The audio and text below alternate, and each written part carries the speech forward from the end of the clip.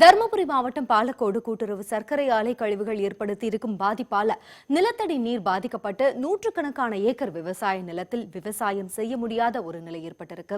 இதுகுறித்த ஒரு செய்தி தொகுப்பு.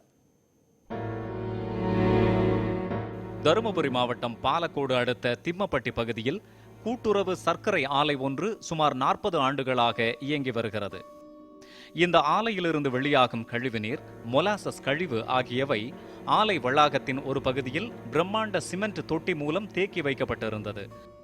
பல ஆண்டுகளுக்கு முன்பு அந்த தொட்டி உடைந்து அதில் தேக்கி வைக்கப்பட்டிருந்த கழிவுநீர் முழுவதும் நிலத்திற்குள் புகுந்தது. பின்னர் அது படிப்படியாக நிலத்தடி நீரில் கலந்து விவசாய நிலங்களின் நீர் ஆதாரங்களை பாதித்துள்ளது.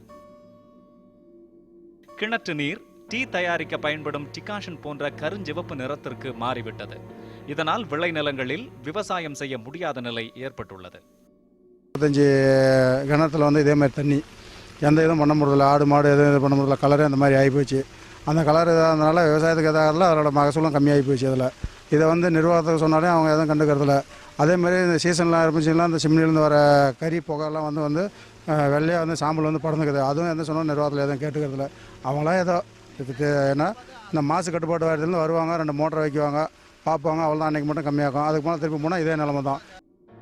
இந்த தண்ணீரை கொண்டு விவசாயம் செய்தாலும் பயிர் ஆரோக்கியமாக விளைச்சல் காண்பதில்லை. கால்நடைகள், மனிதர்கள் என யாருமே இந்த தண்ணீரை பயன்படுத்துவது இல்லை. தண்ணீரை தொட்டாலும் தோல் பாதிப்பு ஏற்படுகிறது என்கின்றனர் விவசாயிகள். 2 ஏக்கரா நிலம் இருக்குது. அந்த நிலத்து விவசாயம் எல்லாம் இதே தான். மாடு கீடு எதுவுமே இந்த தண்ணி குடிக்கிறதில்ல. எந்த இதுக்குமே யூஸ் இல்லை. இப்போ விவசாயத்துக்கு மட்டும்தான் இது இந்த தண்ணி காவேரி ஒகேனக்கல் தண்ணி மட்டும்தான் எங்களுக்கு குடிக்கிறதுக்கு எல்லாருமே. அது இல்லைனா வேறு எந்த வழியும் கிடையாது எங்களுக்கு. இந்த கவர்மெண்ட்டுக்கும் சொல்லி பார்த்தாங்க, எல்லாம் பண்ணி பார்த்தாங்க, எந்த ஒரு நடவடிக்கை அவங்க எடுக்க கிடையாது இன்ன வரைக்குமே.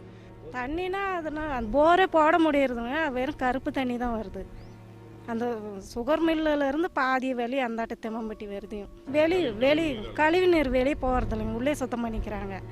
அது இப்போ ஒரு 10 வருஷத்துக்குள்ளேயே முன்னே உள்ளே சுத்தம் பண்ணிக்கிறாங்க. அதனால் அந்த அடிமட்ட ஊறுதல்னால கருப்பாயிடுச்சு. இது குறித்து ஆலை தரப்பிடம் பலமுறை முறையிட்டும் எந்த பலனும் இல்லை. பாதிப்புகளை சீர் செய்ய அதிகாரிகள் உரிய நடவடிக்கை எடுக்காவிட்டால் இந்த பகுதி விவசாயிகள் பிழைப்பு தேடி வேறு ஊர்களுக்கு செல்வதை தவிர வேறு வழியில்லை என்று வேதனையுடன் அவர்கள் கூறுகின்றனர். நிலத்தடி நீர் கெட்டு சுவாசிக்கும் காற்று மாசுபட்டு வாழ்வாதாரத்தை இழந்து தவிக்கும் மக்களுக்கு சுமார் 30 ஆண்டுகளாக ஒன்றும் செய்யாத அரசு இனி என்ன செய்ய போகிறது? பொறுத்திருந்தான் பார்க்க வேண்டும். நியூஸ் 18 தமிழ்நாடு, தருமபுரியிலிருந்து சுகுமார்.